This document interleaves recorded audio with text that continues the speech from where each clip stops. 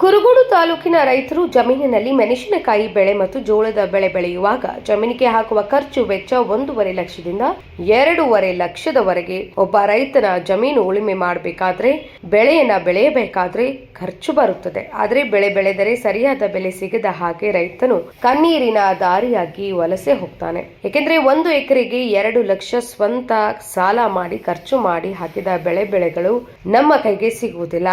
Medicine, ಗೊಬ್ಬರ, ಬೀಜ ಮತ್ತೆ ಜಮೀನು ಮಾಡಲು ರಂಟೆ, ಕುಂಟೆ, ಟ್ರ್ಯಾಕ್ಟರ್ ಮುಂತಾದ ಉಳುಮೆ ಮಾಡ್ತಾರೆ.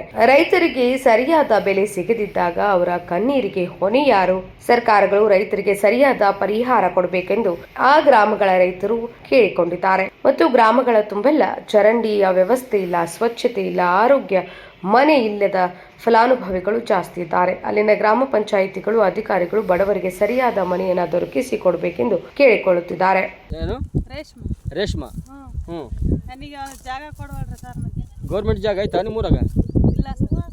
ಮತ್ತೆ ಗೌರ್ಮೆಂಟ್ ಜಾಗ ಬೇಕಲ್ಲ, ನಿಮಗೆ ಮನೆ ಜಾಗ ಇಲ್ಲ ಅಂದಮೇಲೆ ಮನೆ ಕೇಳಮ್ಮ. ಈಗ ಮನೆ ನಿಮಗೆ ಅಪ್ಪುಟ್ಟಲ್ಲ?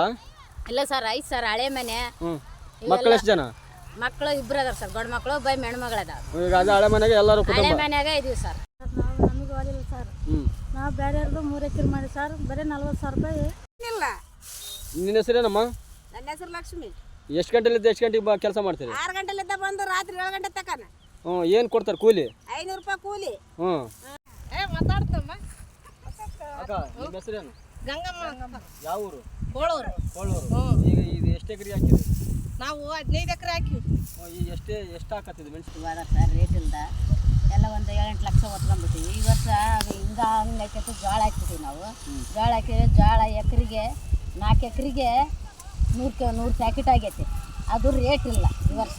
ಏನು ರೇಟ್ ತಗೊಂಡ್ರಿ? ಅವು 2,300 ಆಗ್ತದೆ ಸರ್. 2,300 ಜೋಳ ಹಂಗೆ ಇಟ್ಕೊಂಡು ನಾವು ಸಾಲಗಾರರು ನಮಗೆ ಕೊಡ್ರಿ ಅಂತಂದು. ಬಾಳೆತಿಪ್ಪಿ ಸ್ವಾಮಿ, ಎಂಪವರ್ ನ್ಯೂಸ್, ಬಳ್ಳಾರಿ.